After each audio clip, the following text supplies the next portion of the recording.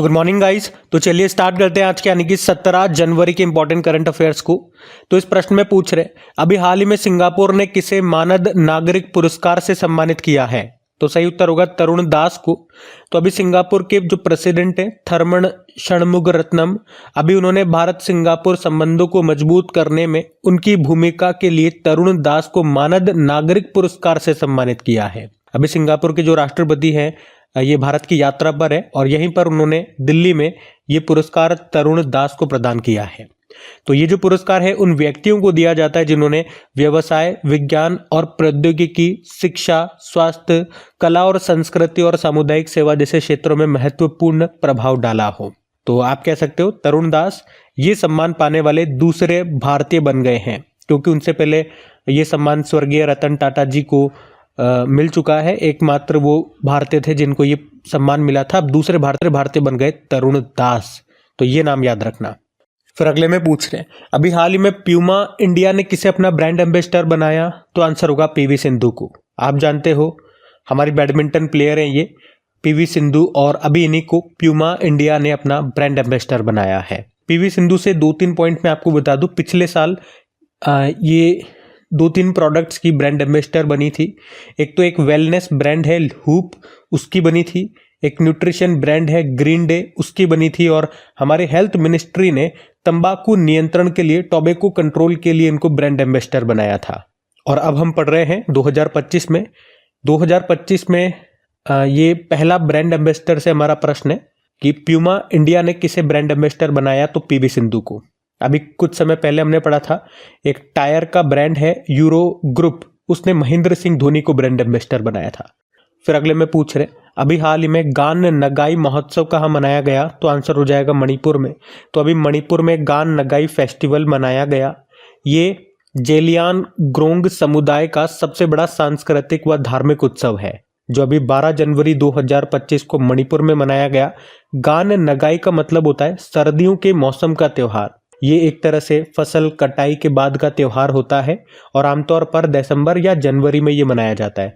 कह सकते हो ये त्योहार पुराने वर्ष की समाप्ति और नए वर्ष के आरंभ का प्रतीक है।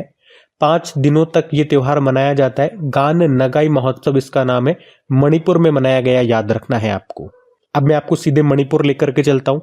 तो ये रहा मैप में मणिपुर। देखो कैपिटल इम्फाल हो गई है, गवर्नर हो गए हैं अजय कुमार भल्ला और मुख्यमंत्री हैं एन बीरेन सिंह। अगर पूछे ना किस भारतीय राज्य को पोलो खेल का उद्गम माना जाता है तो मणिपुर आंसर करना। मणिपुर में आपको लोकटक झील मिलेगी और दुनिया का एकमात्र तैरता नेशनल पार्क यहीं पर है। काबुल लामजाओ नेशनल पार्क उसको कहते हैं।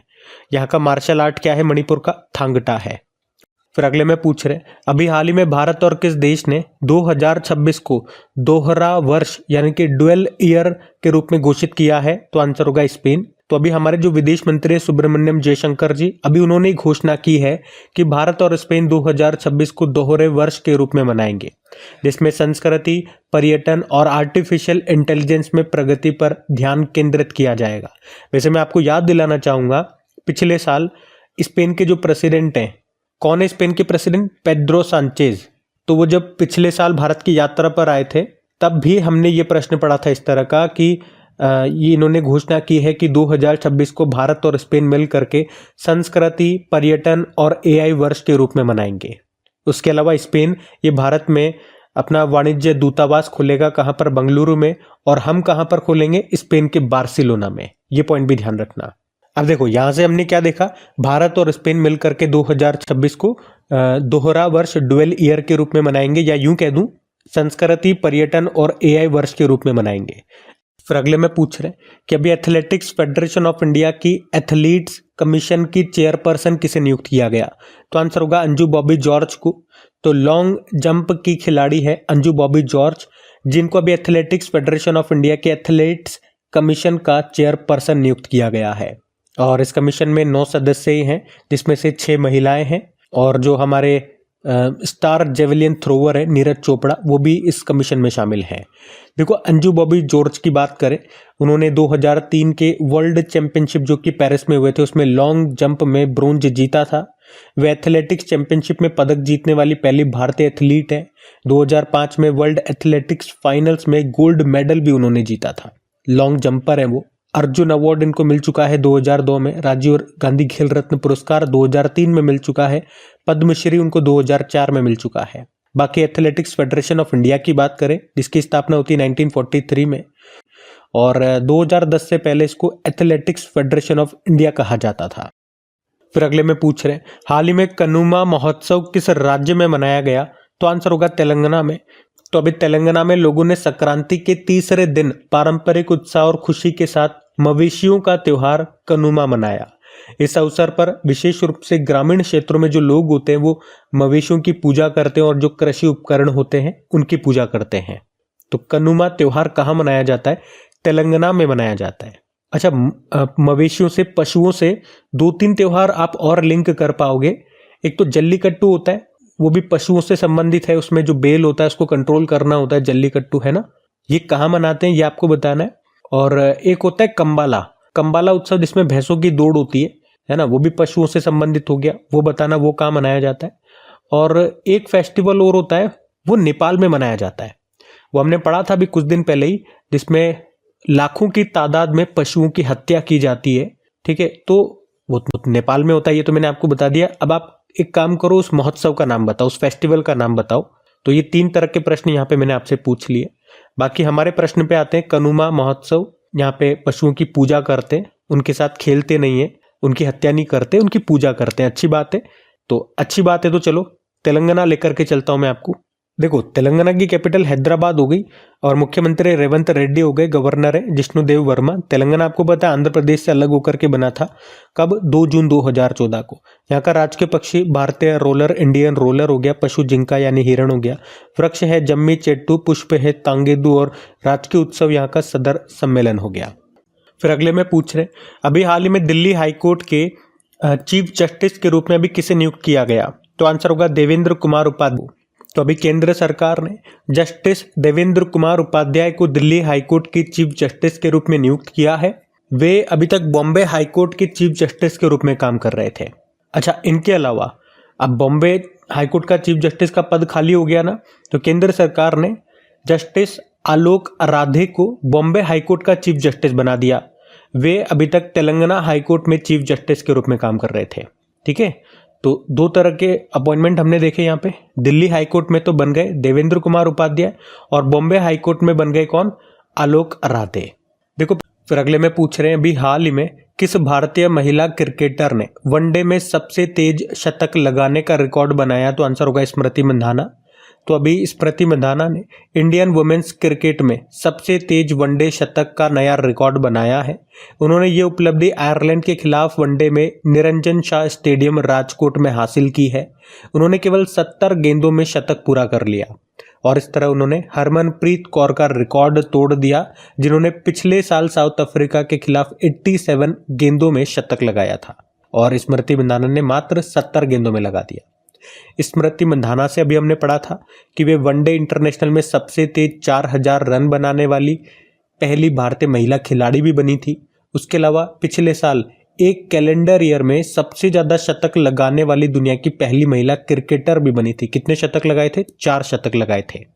फिर अगले में पूछ रहे, अभी परशुराम कुंड मेला 2025 ये कहाँ पर शुरू हुआ? तो आंसर होगा अरुणाचल प्रदेश में। तो अरुणाचल प्रदेश में प्रसिद्ध परशुराम कुंड लगता है। परशुराम कुंड एक हिंदू तीर्थ स्थल है जो लोहित नदी के निचले इलाकों में ब्रह्मपुत्र के पठार पर स्थित है। ये भगवान परशुराम को समर्पित है, जो कि हिंदू धर्म में एक प्रमुख देवता है। तो सिंपल सा एक लाइन में याद रखेंगे, परशुराम कुंड मेला कहाँ लगता है? अरुणाचल प्रदेश में। अब यहाँ पे कुछ इंपॉर्टेंट मेले यानी कि फेयर जो हुए करंट अफेयर्स में हमने पढ़े, वो मैं आपको रिवाइज कराऊंगा, लेकिन उससे पहले एक बार अरुणाचल प्रदेश के भी मैं आपको दर्शन करा दूं। ले चलता हूँ आपको अरुणाचल प्रदेश।